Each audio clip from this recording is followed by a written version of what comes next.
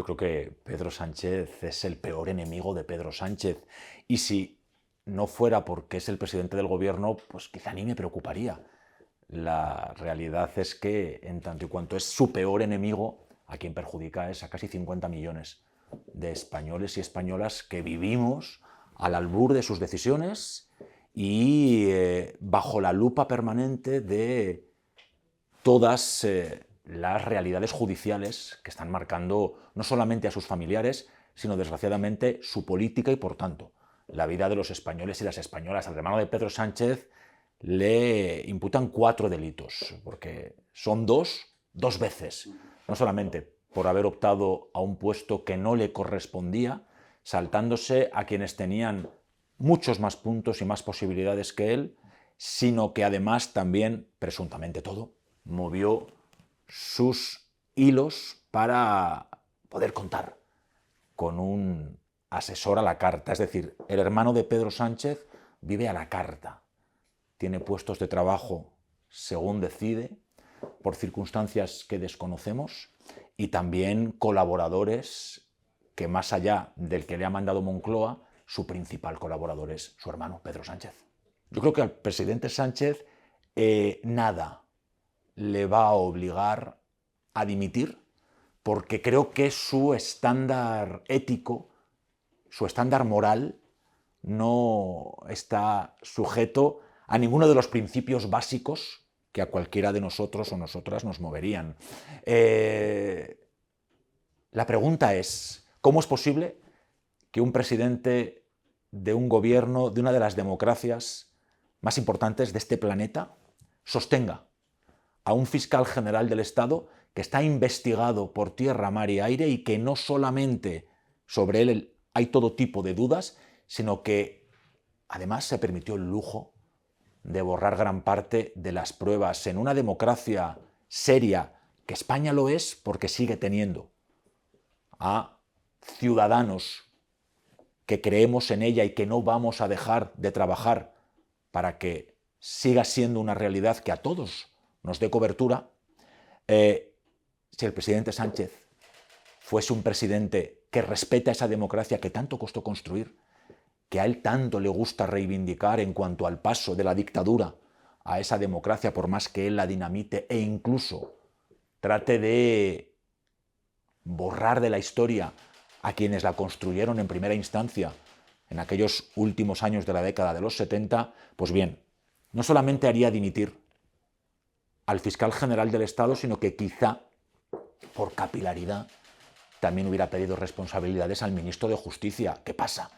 Que el ministro de Justicia, y si me permite el paralelismo histórico, es su Rasputín. Y esto,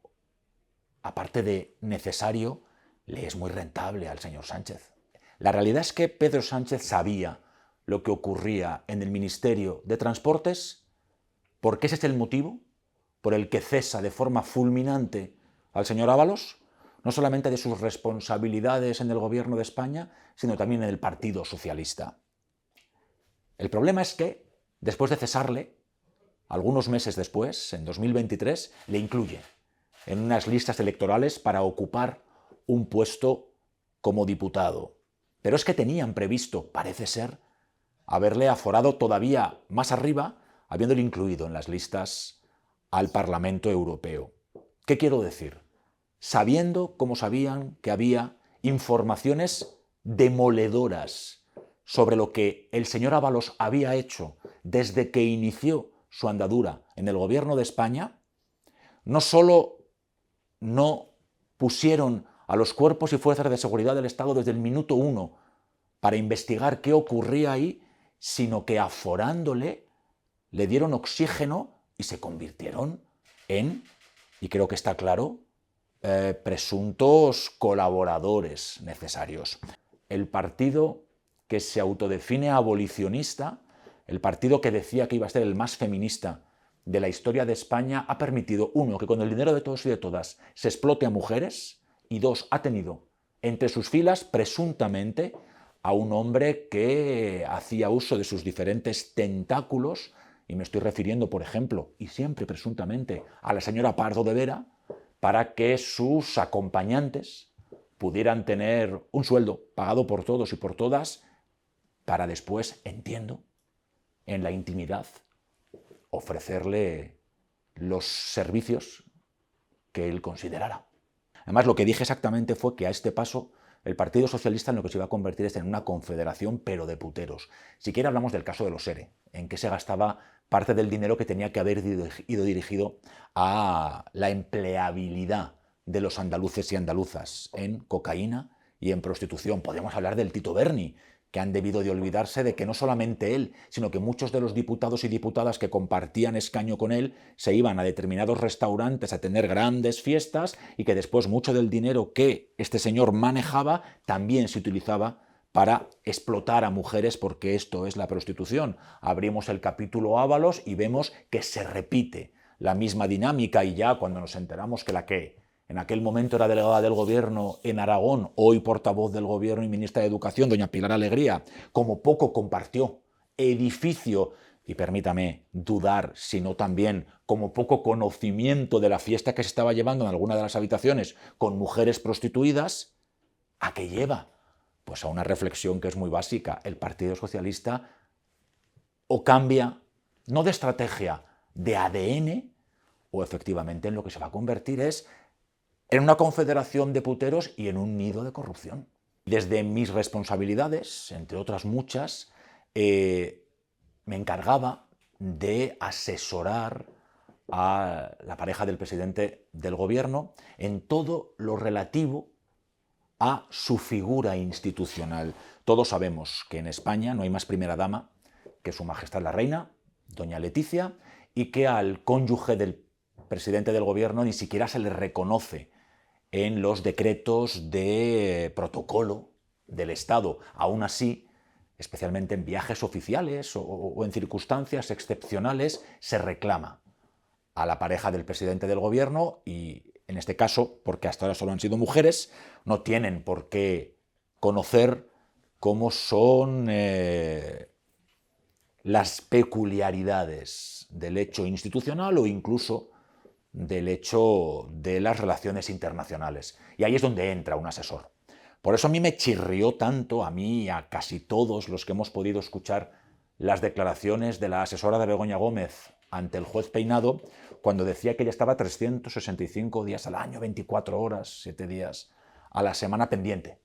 de las necesidades de una mujer a la que nadie ha votado,